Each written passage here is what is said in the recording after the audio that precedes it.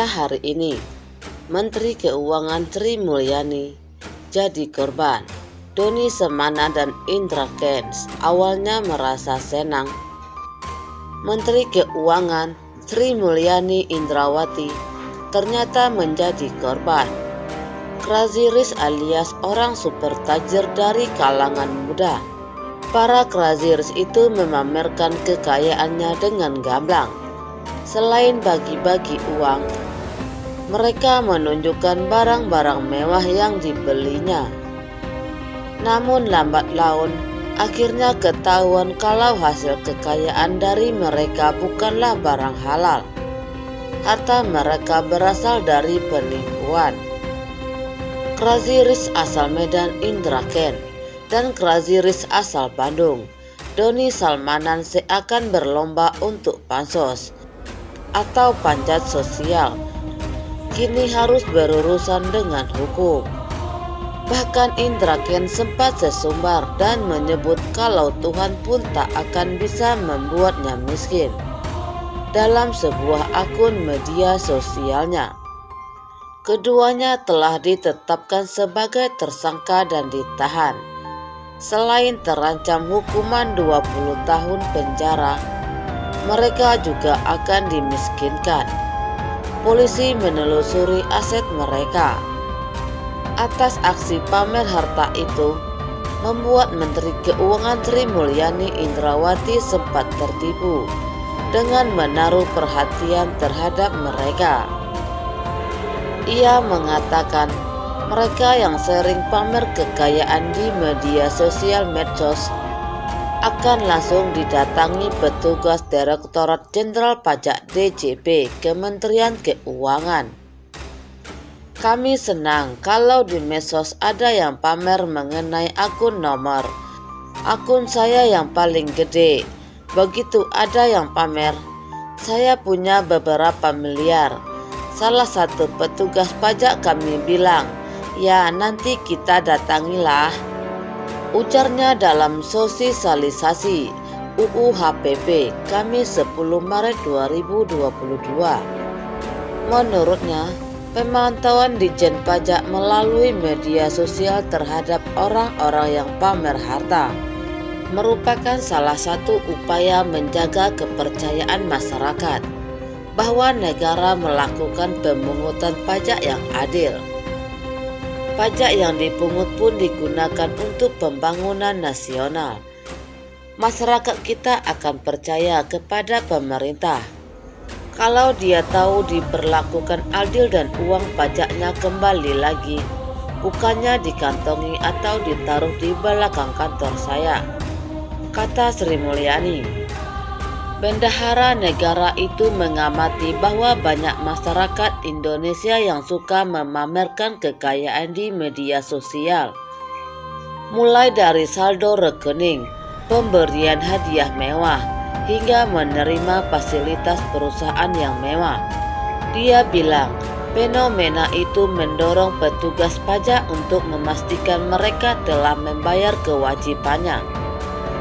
Sekarang ini ada juga kan di media sosial, anak-anak yang baru umur 2 tahun sudah dikasih hadiah pesawat. Bukan pesawat-pesawatan ya. Jadi memang di Indonesia kan ada yang crazy rich. Ada yang dia mendapatkan fasilitas dari perusahaannya. Itu memang luar biasa besar.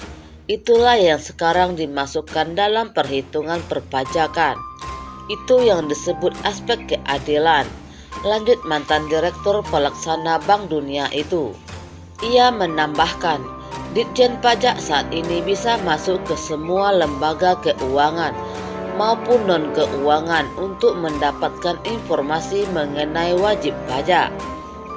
Selain itu, Indonesia juga masuk dalam sistem pertukaran data perpajakan atau Automatic of Information (EAL) antar negara.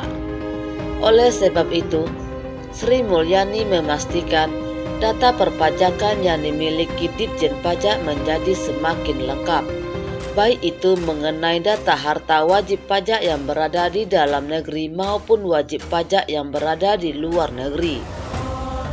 Jadi yang gak pamer harta saja bisa diketahui, apalagi yang pamer, kata dia. Pusat Pelaporan dan Analisis Transaksi Keuangan (APPATK) menyatakan saat mendalami kasus investasi ilegal, PPATK terlebih dulu memantau informasi yang beredar di media sosial terkait sosok disebut sebagai Crazy Rich. Kepala PPATK, Ivan Yustiavandana, mengatakan beberapa orang anak muda yang sebelumnya tidak dikenal dan tidak diketahui latar belakang pendidikan, keluarga serta pekerjaannya, tiba-tiba muncul di media sosial dengan memamerkan harta kekayaan berupa barang-barang mewah dengan nilai tidak wajar, ujarnya Kamis 10 Maret 2022.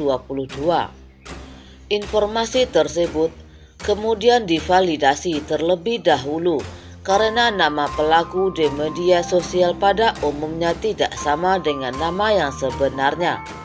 Setelah diperoleh nama yang valid, dilakukan proses pemadanan dengan database yang ada di PPAT untuk mengetahui apakah ada laporan transaksi keuangan mencurigakan dari penyedia jasa keuangan.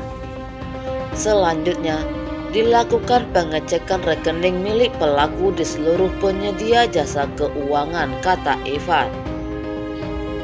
Kemudian dilakukan analisis terhadap transaksi di rekening masing-masing pelaku, dan apabila diketahui transaksi tersebut terkait dengan dugaan tindak pidana, dia menambahkan, PPATK akan menggunakan kewenangan yang diamanahkan undang-undang dengan melakukan penghentian sementara transaksi selama 5 hari kerja dan dapat diperpanjang selama 15 hari kerja.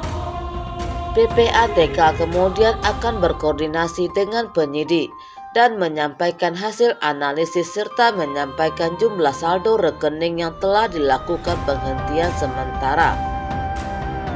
Kemudian penyidik akan menindaklanjuti dengan proses hukum berikutnya, baik merupakan pemblokiran atau penyitaan, ucapnya.